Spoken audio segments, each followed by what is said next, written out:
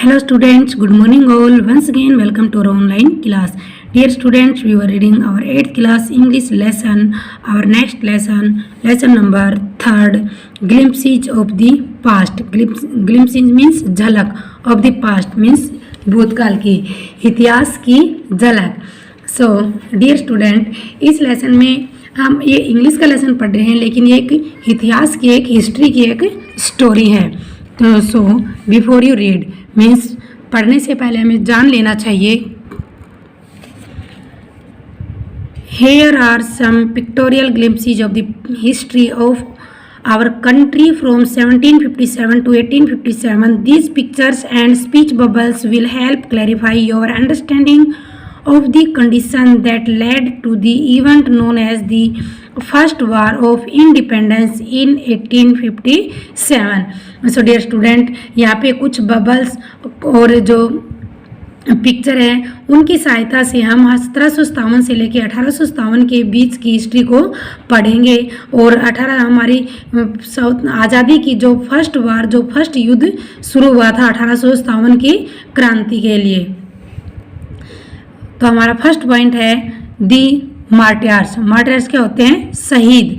तो at a function in Delhi, कि दिल्ली में एक फंक्शन के दौरान क्या है?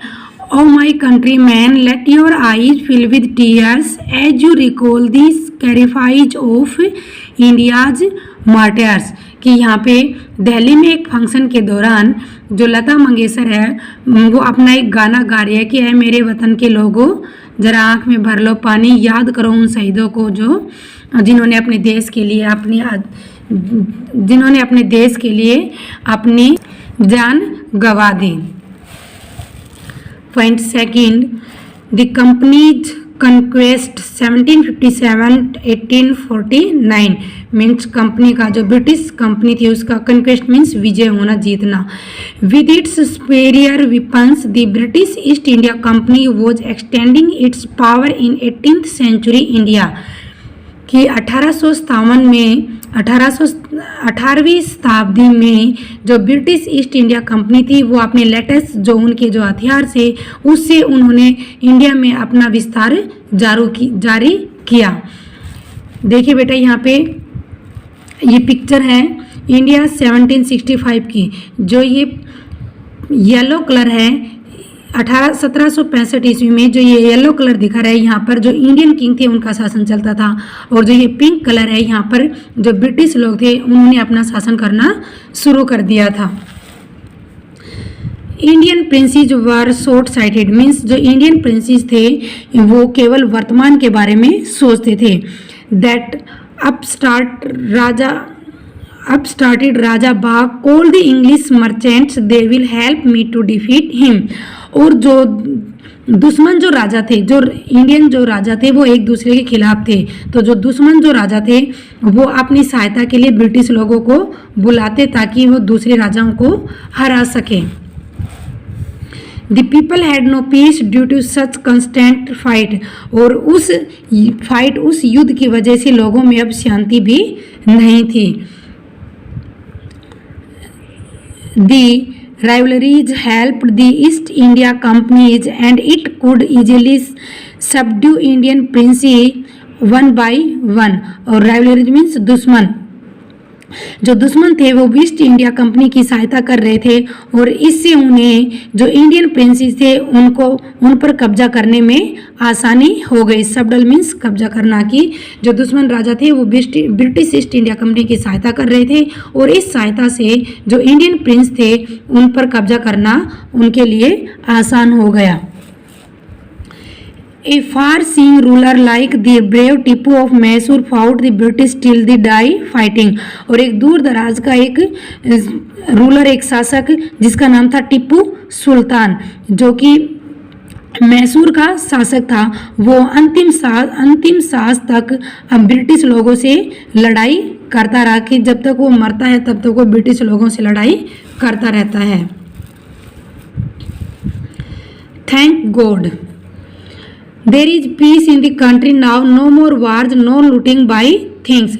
और जो दुश्मन जो लोग थे वो भगवान का धन्यवाद देते हैं कि अब आपका भगवान को धन्यवाद देते हैं कि अब देश में शांति रहेगी, अब कोई भी वार, कोई भी युद्ध नहीं होगा, कोई भी लूटिंग नहीं होगी, ठगों के द्वारा वस्तुओं की लूट नहीं होगी। It is God who sent the British, और ये भगवान है जिन्होंने इन ब्रिटिश लोगों को भेजा है। मीन्स कुछ लोग थे जो ब्रिटिश के पक्ष में थे।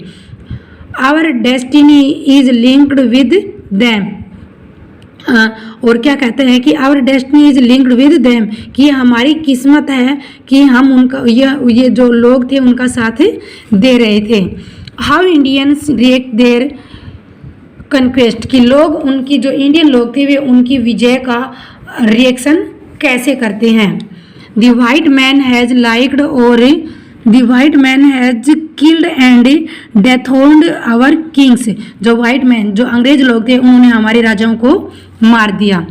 सम किंग वर नॉट गुड, कुछ राजा थे वो अच्छे नहीं थे, बट आफ्टर ऑल, परंतु इन सब के बावजूद भी देवर ऑल हिज लैंड, इन सब के बावजूद भी वो हमारी जमीन के थे, हमारी जमीन से थे। Now we have become slaves of foreigners, और अब हम अंग्रेजों के गुलाम हो गए हैं। ब्रिटिश रूल 1765-1836 के बीच religious leaders preached ideas the untouchability and child marriage, और कुछ दो धार्मिक जो नेता थे वो समाज में चाइल्ड मैरिज मीन्स बाल विवाह और छुआछूत फैला रहे थे। Anyone who cross the seas loses his religion, और कोई भी यदि समुद्र को पार करेगा तो वो अपने धर्म को खो देगा। समुद्र को पार करेगा मतलब कि जो ये छुआछूत और जो बाल विवाह जो कानून लगाया गया था, यदि कोई इनको नहीं मानता है तो उसको अपना धर्म को छोड़ना पड़ेगा। All the misery in the world is due to women, और वे लोग मानते थे कि इस संसार में, और वे लोग मानते थे कि इस संसार में जो कुछ जो ये अपराध हो रहा है ये सब औरतों की वजह से हो रहा है। The truth was that the Indian had a lost self respect, और सच्चाई ये थी कि जो इंडियन थे वो अपना आत्मविश्वास से खो चुके थे। द ब्रिटिश स्क्रोन्ड दैम, जो ब्रिटिश थे, स्क्रोन्ड मीन्स आरोप लगाना, ब्रिटिश लोग उन पर आरोप लगाते थे। The native are unworthy of trust, incapable of honesty, और जो एक ब्रिटिश लोग है, अंग्रेज लोग ये बोलता है कि ये जो ग्रामीण लोग हैं हम इन पर विश्वास नहीं कर सकते, इन्होंने ये ईमानदार नहीं हो सकते। तो एक इंडियन बोलता है, क्या कहता है कि true your honours but I am honest, कहता है कि मेरे मालिक मैं सत्य कह रहा हूँ, आई एम ऑनेस्ट, मैं ईमानदार हूँ। Being merchants, the British wanted quick profit. Their heavy taxes forced farmers to abandon their fields. Being merchants, और जो व्यापारी थे, जो ब्रिटिश लोग थे वो केवल इंडिया में अपने व्यापार के माध्यम से आए थे और वो अपना जल्दी से जल्दी अपना प्रॉफिट लेना चाहते थे, इसलिए उन्होंने इंडियन जो लोग फार्मर थे उनके ऊपर भारी टैक्स लगाए और टू अबंडन देयर फील्ड्स, और वो भारी टैक्स लगाने की वजह से जो इंडियन जो लोग थे उन्होंने अपने खेतों को छोड़ना, अपनी ज़मीन को छोड़ना पड़ा। But your man are taking all my crops, अभी इंडियन लोग कह रहे हैं परंतु आपके लोगों ने हमारी सारी फसल को खरीद लिया है, हमसे छीन लिया है। You are still in arrears, आप अब भी कर्जे में हैं। ब्रिटिश लोग बोल रहा है कि आप अब भी कर्जे में हैं। If you don't pay next week, यदि आपने अगले सप्ताह पे नहीं किया, I will send you to jail, तो मैं आपको जेल भेज दूंगा। Still the British invented other methods which gave them more profit, और अभी भी जो ब्रिटिश लोग थे वो अपने और अधिक प्रॉफिट के लिए अलग अलग मेथड खोज रहे थे। The goods manufactured in England should not have any impact duty when brought into India, कि जो सामान इंग्लैंड से इंडिया में आता था उसके ऊपर कोई टैक्स नहीं लगाया जाए। क्यों? क्योंकि इंडिया में वो सस्ता बेचा जाएगा और फिर इंडिया की जो कंपनी है वो ठप हो जाएंगी, इसलिए उनका विचार था कि इंग्लैंड से जो सामान आएगा उस पर कोई भी टैक्स नहीं लगेगा। तो दूसरा अंग्रेज बोलता है गुड डील, अच्छा आइडिया है। द ईस्ट इंडिया कंपनी लाज began to cripple Indian industries, और जो ईस्ट इंडिया कंपनी थी, जो इंडियन जो कंपनी थी वो अपंग होती जा रही थी, मतलब कि वो खत्म होती जा रही थी। inevitably famines followed between 1822 and 1836. 15 lakh Indians died of starvation. और इस inevitably मीन्स अनिवार्यता की आपदा के कारण इसका पीछा करते हुए 1822 से 1836 के बीच 15 लाख इंडियन तो जो स्टारवेशन मीन्स भूखमरी 15 लाख इंडियन भूखमरी के कारण मर गए. The British policies ruled the expert artisan and their business. और जो ब्रिटिश जो पॉलिसी थी उसने जो इंडियन आर्टिस्ट थे और उनके जो बिजनेस था उसको तबाह कर दिया था, उनको ख़त्म कर दिया था. Thanks, have a good day.